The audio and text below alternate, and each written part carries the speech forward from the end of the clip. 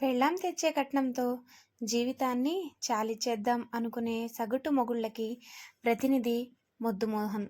అవసరమైన చోట తెలివి లేకుండా, అక్కర్లేని చోట అతి తెలివి ప్రదర్శించడంతో అతనికి ఆ పేరు స్థిరపడింది. ప్రొఫెషనల్ లైఫ్లో పనికి మాలిన మొద్దు మొహం అనిపించుకునే మోహన్ పర్సనల్ లైఫ్లో యమఘటికుడు, యమకింకరుడుగా పేరు తెచ్చుకుంటున్నాడు.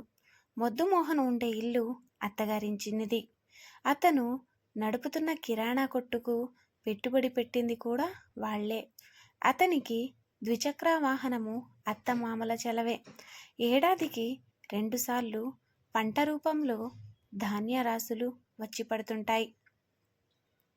వాళ్ల దయాదాక్షిణ్యమే, కరుణా కటాక్షమే పండుగలకి పబ్బాలకి అదనపు లాంఛనాలు ఉండనే ఉంటాయి. అంతెందుకు, మోహన్ తుడుచుకునే టవలు, వేసుకునే షర్టు, జేబులో పెన్ను, చేతుకున్న వాచి, ఆఖరికి వేసుకున్న చెప్పులు కూడా భార్య పుట్టింటి వాళ్ళు కొనిచ్చినవే. గుర్రం మీద స్వారీ చేస్తూ దాన్నే అదిలించినట్టు పెళ్ళం దయాదాక్షిణ్యాల మీద బతుకుతూ ఆమెని చీపురు పుల్ల, చింతకాయ తొక్కు, కొబ్బరి పీచు, నీళ్లల్లో నాచు కంటే హీనంగా బయట ఊడిగము, ఇంట్లో చాకిరీ చేసే భార్యను ఇచ్చింది చాలక వాచి దగ్గర నుంచి గోచి వరకు అందిస్తున్న అత్తామామల పట్ల కృతజ్ఞత, అంతకు మించిన ఆరాధన భావం ఉండాలా వద్దా? మీరే చెప్పండి. అబ్బే, అలా అయితే అతను మొగుడెలా అవుతాడు? ప్రతిదీ వాళ్ల దగ్గర దానం పుచ్చుకుంటూనే ఇవ్వక చస్తారా అన్నట్టు హుకుం చేస్తాడు. అధికారం చలాయిస్తూ బందిపోటులా కనిపిస్తాడు. కూతురి మీద ప్రేమతో కాదనకుండా తన మొహాన పడేస్తున్నారని చస్తే అనుకోడు. వాళ్ళేదో 1001 విధాలుగా బాకీ పడ్డట్టు మార్వడిలాగా ముక్కు పిండి వసూలు చేస్తుంటాడు. మోహన్ గొంతెమ్మ కోరికలకు కామాలే తప్ప ఫుల్ స్టాప్స్ లేదంటే నమ్మండి. తమ దగ్గర అల్లావుద్దీన్ అద్భుత దీపం లాంటిది లేకున్నా, తాతల ఆస్తులు లంకెబిందెల్లాంటివి లేకున్నా, తల తాకట్టు పెట్టి అయినా దశమహగ్రహం లేదా దుష్టగ్రహం లాంటి మోహన్ విపరీత కోరికలు తీరుస్తూనే ఉంటారు అత్తమామలు. అతన్ని ఎత్తికెళ్లి అరేబియా సముద్రంలోకి గిరాటు కొట్టాలన్న కోరికను బలవంతాన గుండె గదిలో వేసి గొళ్ళెమెట్టి పిచ్చి నవ్వులు నవ్వుతుంటారు. లేకుంటే కూతురి కళ్లల్లో కృష్ణా కావేరి నదులెక్కడ కాలవ కడతాయోనని వాళ్ల భయం. మోహన్ డిగ్రీ డిస్కంటిన్యూ అని చెప్పుకుంటాడు. నిజానికి 10 అయినా పాస్ అయ్యాడా అనేది చాలామందికి డౌటు. అన్నిటిలో వీకు వేస్ట్ అయితేనే భార్య ఆమె పుట్టింటి వాళ్ల మీద దర్జా దర్పం వెలగబెడుతూ అధికారం చలాయిస్తూ సగటు మొగుడిగా సక్సెస్ సాధిస్తూ స్టేట్ ఫస్ట్ లెవెల్లో ఉన్నాడు. అన్నిటిలో జీరో అయినా మొగుడి పాత్రలో మాత్రం హీరో. అతనికి ఫుల్ హ్యాపీసే, వైఫ్ అండ్ పార్టీయే సో సాడ్. అలివేలు చదువు, ఉద్యోగం, పని పాట, వ్యవహార దక్షత ఎనీ టైం ఎనీవేర్ మొహాన్ని తలదన్నేలా ఉంటుంది. అవేమీ గుర్తించక తనను పని మనిషి కంటే హీనంగా చూస్తూ దాస్యం చేయించుకునే అతని కంటే ఆమెకు తగని ఒళ్ళు మంట. తానే కాకుండా తన వాళ్లు కూడా ఒంగొంగి సలాములు చేస్తూ గులాముల్లా పడి ఉండమనే చెత్త మొగుణ్ణి ఎవరెస్ట్ ఎక్కించి ఒక్క తోపు తెయ్యాలనిపిస్తుంది. మోహన్ చేసే నసని, పెట్టే హింసని ఎన్నోసార్లు భరించింది, ఎంతో సహించింది.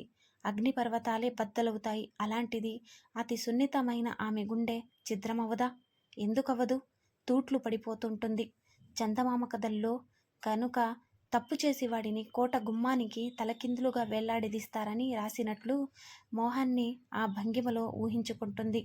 అతని చేత ఓ రోజంతా గోడ కుర్చీ వేయించినట్లు, నీల్ డౌన్ చేయించినట్లు, అడ్డంగా చాకిరేవు పెట్టినట్టు, జరగడానికి వీల్లేని పగటి కలలేవో కంటూ ఉంటుంది. మళ్ళీ జన్మలో మనిద్దరి పాత్రలు తిరగబడాలి. అప్పుడు చెప్తా నీ పని. నీ చేత పూటకి 50 మందికి వంట చేయించి ఆ అంట్లన్నీ తోమిస్తా. డబ్బంతా తరిగిపోనిగాక, సంపాదలన్నీ కరిగిపోనిగాక, నిన్ను టెన్షన్ పెట్టడం, తల తిరిగిపోయేలా చేయడమే నా ధ్యేయం.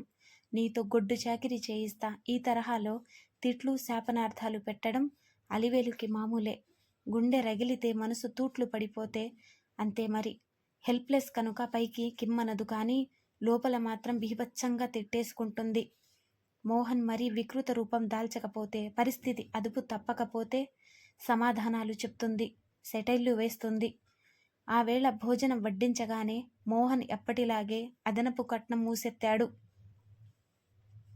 అరికాలి మంట నెత్తికెక్కిన అలివేలు నెమ్మదిగానే అయినా బేఫికరుగా జవాబులు చెప్పింది. సీతారాముల కళ్యాణం చూతము రారండి టైపులో ఒకసారి ఆ సన్నివేశాన్ని తిలకిద్దాం రండి. ఇదిగో నీకిదే చెప్తున్నా, వెంటనే బయలుదేరు. నీ బాబునడిగి డబ్బు పట్రాపో.